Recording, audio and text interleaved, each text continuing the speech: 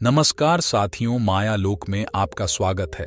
क्या आपको पता है कि महापुरुष क्यों कहते थे कि जो जागत है वह पावत है, जो सोवत है वह खोवत है।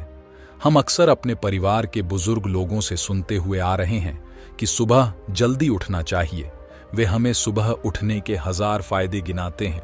सभी बच्चों की मम्मी अपने बच्चों को स्वयं सुबह उठाती हैं, किंतु हमारी नई पीढ़ी तो देर रात तक जागते हैं और सुबह देर तक सोने को बड़ा ही फैशनेबल मानती है।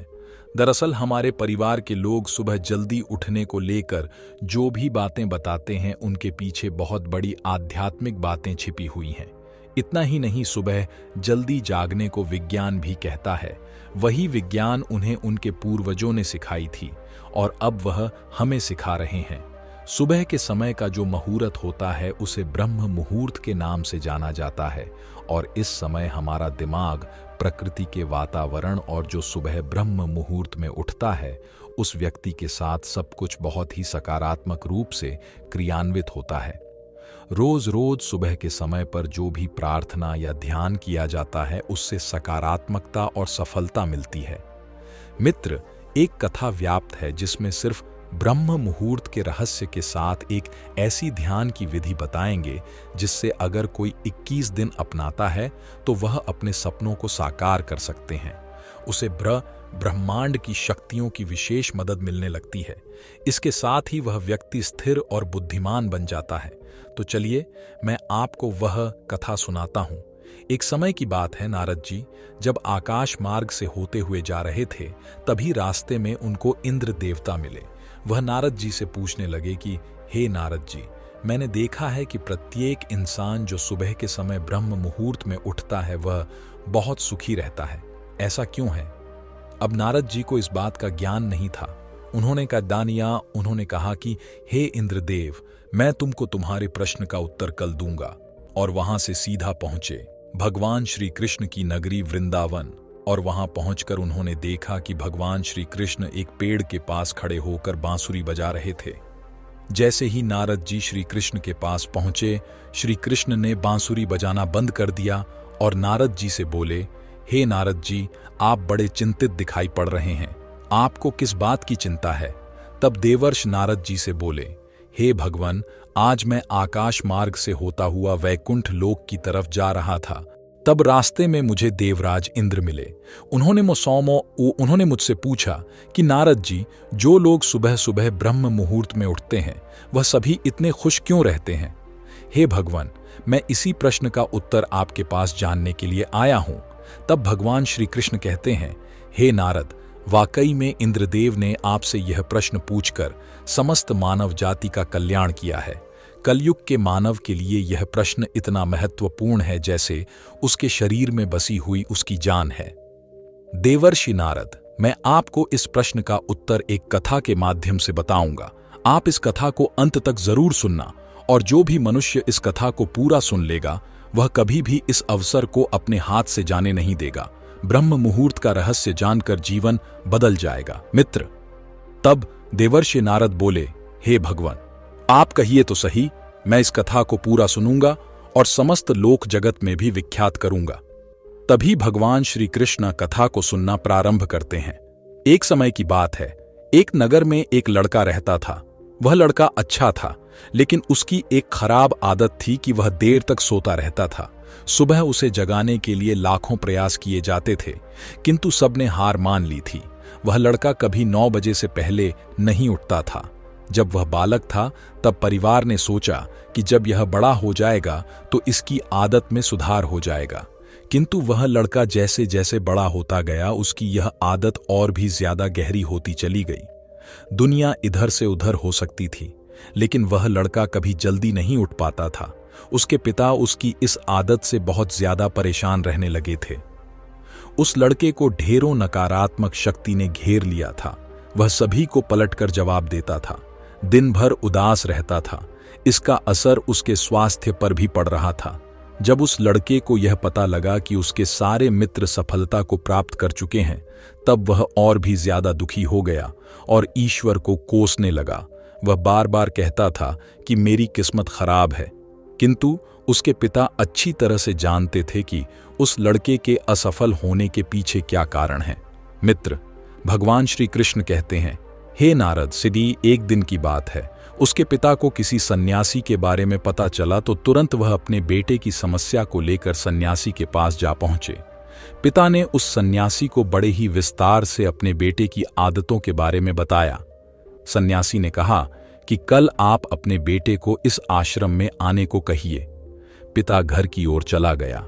उन्हें पता था कि अगर वह सीधे तरीके से बेटे से सन्यासी से मिलने के लिए कहेंगे तो वह कभी तैयार नहीं होगा।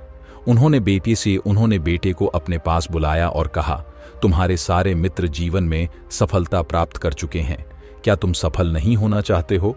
लड़के ने उत्तर दिया, जरूर पिताजी, किंतु जब भी मैं अपने मित्रों से उनकी सफलता का रहस्य पूछता हूं तब वे मुझे कुछ नहीं बताते हैं। पिता ने कहा कि मुझे यह रहस्य पता चल गया है कि वह सभी क्यों सफल होते जा रहे हैं। लड़के ने बड़ी उत्सुकता से पूछा, क्या पता चला है पिताजी? कृपा करके आप मुझे बताइए। पिताजी ने कहा कि कल सुबह तुम्हें एक सन्यासी के आश्रम में जाकर उनसे मिलना है। यदि तुम वहां पर समय से पहुंच गए तो वह सन्यासी तुम्हें ऐसा मंत्र बताएंगे जिससे तुम सफल हो जाओगे। किंतु समस्या एक ही है। लड़के ने पूछा, क्या समस्या है? पिता ने कहा कि जब तक तुम सोकर उठोगे तब तक सन्यासी से मिलने का समय समाप्त हो जाता है। लड़के ने कहा कि पिताजी, मैं कल पूरी रात जागता रहूंगा और सुबह सन्यासी से मिलकर आऊंगा। पिता ने कहा कि ठीक है, सदैव उस सन्यासी की आज्ञा को मानना। पिता की बातें सुनकर वह लड़का बहुत अधिक उत्सुक हुआ। जीवन में पहली बार उसने रात्रि जागरण किया, किंतु थोड़े ही समय में उसे नींद आ गई और वह सो गया। अगली सुबह जब वह उठा तो उस पता लगा कि सन्यासी से मिलने का समय समाप्त हो चुका था। उसके पिता ने लड़के की ओर देखा और कहा कि तुम जीवन में कभी सफल नहीं हो पाओगे, जाओ, जाकर सो जाओ। पिता की यह बात सुनकर लड़के को बहुत दुख हुआ। उसने मन ही मन स्वयं को चुनौती दी कि कल सुबह वह सन्यासी से मिलने अवश्य जाएगा। उसने अपने हाथ में एक छोटा सा एक घाव बना लिया। दर्द के कारण उस लड़के को रात भर नींद नहीं आई। ऐसा पहला अवसर था जब उसने अपनी जीवन में पहली बार सूर्योदय देखा था। वह तुरंत ही तैयार होकर सन्यासी से मिलने के लिए चला गया। आज उसका अनुभव कुछ अलग था। वह बेहद शांत महसूस कर रहा था। चलते चलते वह लड़का जैसे ही सन्यासी के आश्रम में पहुंचा, वहां पर उसने देखा कि सन्यासी और उनके सभी शिष्य ध्यान लगाकर बैठे हुए हैं। ध्यान का समय समाप्त हुआ तब लड़का उस सन्यासी के पास पहुंचा और उन्हें प्रणाम करते हुए बोला कि आपके पास कोई ऐसा मंत्र है जिससे मैं सफल हो सकता हूं? कृपया करके मुझे वह मंत्र बताइए। मैं भी अपने मित्रों के समान सफल होना चाहता हूं और अच्छा जीवन जीना चाहता हूं। सन्यासी मुस्कुराए और बोले, अच्छा, तो तुम वही बालक हो? तुम्हारे पिता मुझसे मिलने आए थे और उन्होंने तुम्हारे विषय में मुझे सब कुछ बताया। मैं तुम्हें वह मंत्र अवश्य बता देता। किंतु अब लड़के ने जैसे ही किंतु शब्द सुना, लड़का घबरा गया। उसने पूछा, किंतु क्या गुरुदेव? तब सन्यासी बोले, मैं तुम्हें वह मंत्र बताऊंगा, किंतु अगले 21 दिनों तक तुम्हें मेरी आज्ञा माननी होगी। मैं तुम्हें वह मंत्र 21 दिनों के बाद बताऊंगा। तब तक मैं तुमसे जो भी कार्य कहूंगा तुम्हें वह करना होगा। यदि तुम असफल हुए या कार्य के बीच से तुम्हारा संकल्प टूट गया तब उस मंत्र का असर नहीं होगा। दृढ़ निश्चय के साथ उस लड़के ने कहा कि मुझे आपकी सारी आज्ञा स्वीकार है। मैं अगले 21 दिनों के लिए आपका दास हूं। आप जो भी कहें मैं वही करूंगा। मुझे केवल और केवल उस मंत्र के बारे में जानना है। सन्यासी ने कहा कि ठीक है, कल से तुम्हारा कार्य शुरू होगा। तुम इसी आश्रम में निवास करोगे। वह लड़का आश्रम में निवास करने के लिए तैयार हो गया। सन्यासी ने कहा कि यहाँ रहते हुए तुम्हें ब्रह्म मुहूर्त में उठना होगा और दूसरे शिष्यों की तरह ध्यान और तप करना होगा।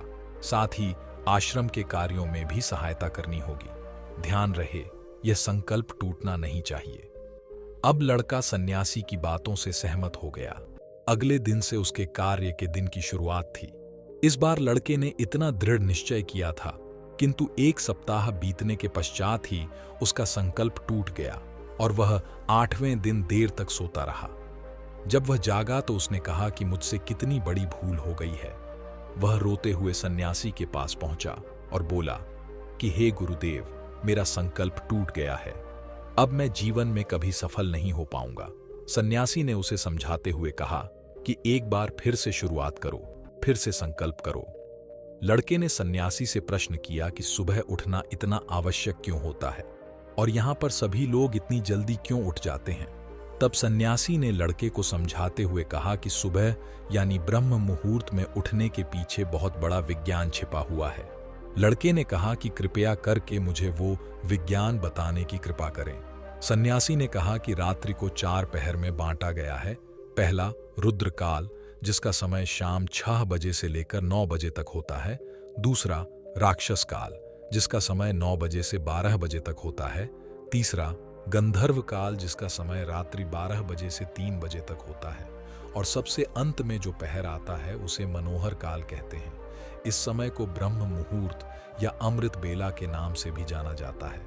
इसका समय 3 बजे से सुबह 6 बजे तक होता है, जिसमें 3:30 से लेकर 5:30 तक बहुत ही महत्वपूर्ण समय होता है। यह वह समय होता है जब पूरे संसार की नकारात्मक शक्तियां निष्क्रिय अवस्था में होती हैं और सकारात्मक शक्तियां सक्रिय होती हैं। ब्रह्म अर्थात देव मुहूर्त अर्थात समय, ब्रह्म मुहूर्त का अर्थ देवों का समय होता है। सन्यासी आगे कहते हैं, इस समय देव धरती विचरण कर रहे होते हैं और जागृत मनुष्य पर उनका बड़ा ही सकारात्मक प्रभाव पड़ता है। ब्रह्म मुहूर्त ऐसा समय होता है जिसमें मनुष्य का मस्तिष्क बिल्कुल खाली होता है। इसमें किसी प्रकार के कोई विचार नहीं होते हैं और जब इस समय व्यक्ति अपनी पुस्तक खोलकर पाठ का अध्ययन करते हैं तो उन्हें सब कुछ जल्दी जल्दी याद भी होता है और यह लंबे समय तक याद रहता है। यह ऐसा समय है जिसमें हम ज्ञान को समझने का प्रयास करते हैं। इस कारण और आश्रम के सभी शिष्य और संसार में बहुत से ज्ञानी लोग ब्रह्म मुहूर्त में ही उठ जाते हैं। प्राचीन काल में रोशनी का कोई स्रोत ना होने के कारण लोग अपने दिन का समापन सूर्यास्त के साथ और आरंभ सूर्योदय के साथ करते थे। यह एक तरीका है जिससे मानव जीवन प्रकृति के साथ तालमेल बनाकर चलता है। उस लड़के ने कहा कि ठीक है, मैं कल से अपना संकल्प फिर से शुरू करता हूं, किंतु ब्रह्म मुहूर्त में उठकर मुझे क्या क्या करना चाहिए। तब उस सन्यासी ने कहा, मैं तुम्हें बताता हूं कि ब्रह्म मुहूर्त में क्या और कैसे करना चाहिए। सबसे पहले उठकर धरती पर पांव रखने से पहले धरती माता को प्रणाम करना चाहिए। सन्यासी आगे कहते हैं, अपनी हथेलियों की ओर देखो और ईश्वर को धन्यवाद दो कि उन्होंने तुम्हें आज का सूर्योदय देखने का अवसर दिया। इसके बाद नित्य कर्म और स्नान करने से शरीर ही नहीं बल्कि मन की शुद्धता भी बढ़ती है। स्नान करने के पश्चात ध्यान की प्रक्रिया होती है। ब्रह्म मुहूर्त की ध्यान प्रक्रिया की अवधि 21 दिन तक होती है। इस विधि का उपयोग तब किया जाता है जब आप अपनी कोई मनोकामना की पूर्ति चाहते हैं। यह ऐसा समय होता है जब व्यक्ति अपने आज्ञा चक्र को सक्रिय करने पर काम करते हैं। सन्यासी आगे कहते हैं, आज्ञा चक्र दोनों भव के बीच होता है। यह संकल्प का स्थान भी कहा जाता है। अगर इस चक्र पर केंद्रित किया जाए और अपनी मनोकामना को बार बार दोहराया जाए तो मात्र 21 दिनों के भीतर वह पूर्ण हो जाती है। अगर आपके मन में कोई अधूरी मनोकामना है और आप उसे पूरी करना चाहते हैं, तब सबसे पहले उस मनोकामना का स्पष्टीकरण कर लें। आपको क्या चाहिए, यह निर्णय अवश्य कर लें। इसके बाद ध्यान की विधि को शुरू करें। ब्रह्म मुहूर्त में स्नान के बाद एक ऐसा स्थान छूने जहां पर वायु का प्रवेश हो। ध्यान में शुद्ध प्राण वायु का होना आवश्यक होता है। ज्ञान की मुद्रा में रीढ़ की हड्डी सीधी होनी चाहिए, साथ ही गर्दन भी सीधी होनी चाहिए। सुखासन की अवस्था में दोनों हाथों को घुटनों पर रखकर आंखें बंद करके बैठ जाएं। हाथ की मुट्ठी को बंद कर लें और 2-3 मिनट तक बिल्कुल शांत हो जाएं। जब आपका शरीर स्थिर हो जाएगा और श्वास भी शांत हो जाएगी, तब उसके बाद अपना सारा ध्यान आज्ञा चक्र पर लगाएं। इस दौरान लंबी गहरी सांस लें और सांस को रोक कर रखें। इस समय आप अपनी इच्छा को मन ही मन दोहराएं। अपने मन की आंखों से इष्ट देव और देवी देवताओं गुरुओं का चिंतन करें। सन्यासी ने कहा, जब सांस को रोकना कठिन हो जाए तब धीरे धीरे सांस को बाहर की ओर छोड़ें। सांसों को नाक से भरे और मुख से छोड़े। इस प्रक्रिया को 3 से 4 बार प्रतिदिन दोहराना है। ऐसा प्रतिदिन करने से आपकी जो मनोकामना है वह अवचेतन मन तक अवश्य पहुंच जाएगी और इच्छा पूर्ति जल्दी होगी। आज्ञा चक्र सक्रिय होता है और हमारी आज्ञा को पूरा करता है। सांस को रोक कर रखने के दौरान शरीर में आपातकाल स्थिति हो जाती है, जिससे कि आप बेकार की बातें सोचने और विचार करने से बचते हैं। इससे मन की एकाग्रता बढ़ती है, तब इच्छाएं अवचेतन मन में पहुंचती हैं। ब्रह्म मुहूर्त के समय पर ईश्वर की विशेष कृपा होती है और कोई भी व्यक्ति जब अपनी मनोकामना को इस समय दोहराता है तो उसकी इच्छा जल्द से जल्द पूरी होती है। इस प्रकार सन्यासी ने उस लड़के को ब्रह्म मुहूर्त का महत्व बताया। अगले 21 दिनों तक उस लड़के ने बड़े ही मन के साथ इस प्रक्रिया को अपनाया। अब वह बहुत ही ज्यादा अनुशासित और शांत स्वभाव का व्यक्ति बन चुका था। उस लड़के ने जैसे ही अपना संकल्प पूरा कर लिया, उसके पश्चात वह व्यक्ति बड़े ही प्रसन्न भाव से सन्यासी के पास पहुंचा और कहा, हे गुरुदेव, मैंने 21 दिनों का संकल्प पूरा कर लिया है। अब कृपया करके मुझे सफल होने का मंत्र बताइए।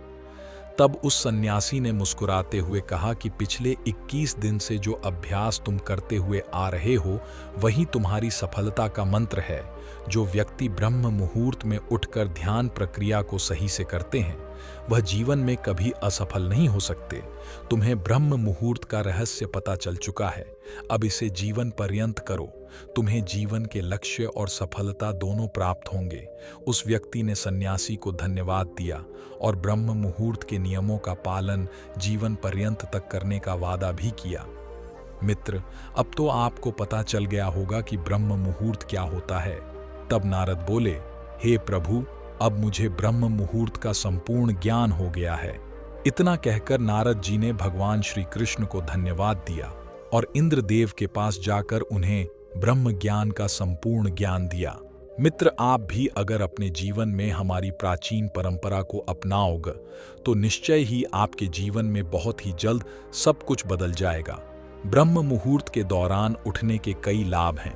ब्रह्म मुहूर्त का हमारे शास्त्रों में बेहद महत्व है। ब्रह्म मुहूर्त में ध्यान करना बहुत फायदेमंद होता है। ब्रह्म मुहूर्त में नकारात्मक सोच से दूर रहना चाहिए। यह समय बहुत शुभ होता।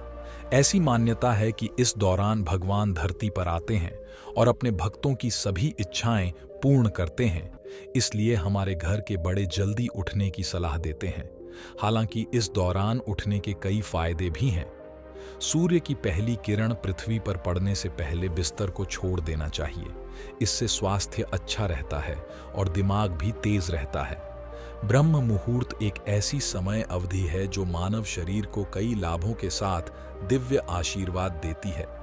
ब्रह्म मुहूर्त में ध्यान करना बहुत फायदेमंद होता है क्योंकि इस दौरान वातावरण और मन में शांति रहती है। ब्रह्म मुहूर्त में पूजा पाठ करना बेहद लाभकारी माना जाता है। ऐसा कहा जाता है इस दौरान भगवान धरती पर आते हैं और अपने भक्तों की सभी मनोकामनाएं पूर्ण करते हैं। ब्रह्म मुहूर्त में अपने विषय और अपने किसी भी कार्य की पूर्ति की कामना रखने से उनकी पूर्ति होती है। ज्योतिष शास्त्र के अनुसार ब्रह्म मुहूर्त में पढ़ाई करने से चीजें दिमाग में रहती हैं, साथ ही ज्ञान की देवी का आशीर्वाद प्राप्त होता है।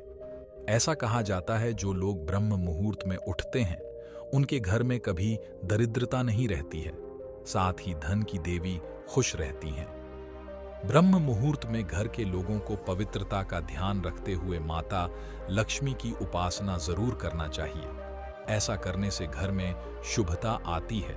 धार्मिक मान्यताओं के अनुसार ब्रह्म मुहूर्त में नकारात्मक सोच से दूर रहना चाहिए क्योंकि यह घर के वातावरण और मन की शांति को दूषित करते हैं। साथ ही इससे घर में परेशानियां उत्पन्न होती हैं।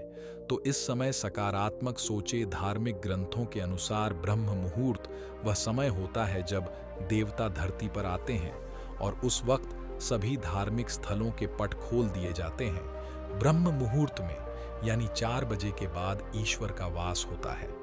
धार्मिक ग्रंथों के अनुसार ब्रह्म मुहूर्त वो समय होता है जब देवता धरती पर आते हैं और उस वक्त सभी धार्मिक स्थलों के पट खोल दिए जाते हैं। ब्रह्म मुहूर्त में देवताओं को नमन किया जाता है। उन्हें स्नान करवाकर स्थापित करने का विधान है। रिसर्च की माने तो प्रातः काल उठने से हमारा तन और मन दोनों स्वस्थ रहते हैं और शरीर में ऊर्जा का संचार होता है। यही कारण है कि हमारी प्राचीन परंपराओं में सुबह उठने का समय भी तय किया गया है। ब्रह्म मुहूर्त यानी कि रात्रि का अंतिम प्रहर या सूर्योदय से 1.5 घंटे पहले का समय, सूर्योदय से 4 घड़ी पूर्व ब्रह्म मुहूर्त में ही जग जाना चाहिए। इस समय सोना शास्त्र निषिद्ध है। ब्रह्म का मतलब परम तत्व या परमात्मा, मुहूर्त यानी अनुकूल समय रात्रि का अंतिम प्रहर अर्थात प्रातः 4 से 5:30 का समय। ब्रह्म मुहूर्त कहाँ गया है? ब्रह्म मुहूर्त में उठना हमारे जीवन के लिए बहुत लाभकारी है। इससे हमारा शरीर स्वस्थ होता है और दिन भर स्फूर्ति बनी रहती है। हमारे ऋषि मुनियों ने भी इस मुहूर्त का विशेष महत्व बताया है। उनके अनुसार यह समय निद्रा त्याग के लिए सर्वोत्तम है। ब्रह्म मुहूर्त में उठने से सौंदर्य, बल, विद्या, बुद्धि और स्वास्थ्य की प्राप्ति होती है। ब्रह्म मुहूर्त में तम और रजोगुण की मात्रा बहुत कम होती है। इस समय सत्व गुण का प्रभाव अधिक होता है, इसलिए इस काल में बुरे मानसिक विचार भी सात्विक और शांत हो जाते हैं। आयुर्वेद के अनुसार इस समय में बहने वाली वायु चंद्रमा से प्राप्त अमृत कणों से युक्त होने के कारण हमारे स्वास्थ्य के लिए अमृत तुल्य होती है। यह वीर वायु कहलाती है। इस समय भ्रमण करने से शरीर में शक्ति का संचार होता है और शरीर कांति युक्त हो जाता है। हम प्रातः सोकर उठते हैं तो यही अमृतम वायु हमारे शरीर को स्पर्श करती है। इसके स्पर्श से हमारे शरीर में तेज, बल, शक्ति, स्फूर्ति और मेधा का संचार होता है, जिससे मन प्रसन्न और शांत होता है। इसके विपरीत देर रात तक जागने से और देर सुबह सोने से हमें यह लाभकारी वायु प्राप्त नहीं हो पाती, जिससे शारीरिक और मानसिक स्वास्थ्य को नुकसान पहुंचता है। ब्रह्म मुहूर्त में किया गया स्नान सर्वश्रेष्ठ फल देता है। स्नान करते समय यदि ब्रह्म परमात्मा का चिंतन करें तो यह ब्रह्म स्नान कहलाता है और देव नदियों का स्मरण करें तो यह देव स्नान कहलाता है। आशा करते हैं आपको वीडियो पसंद आई होगी। वीडियो देखने के लिए आप सभी का दिल से धन्यवाद। अपनी राय कमेंट में अवश्य बताएं।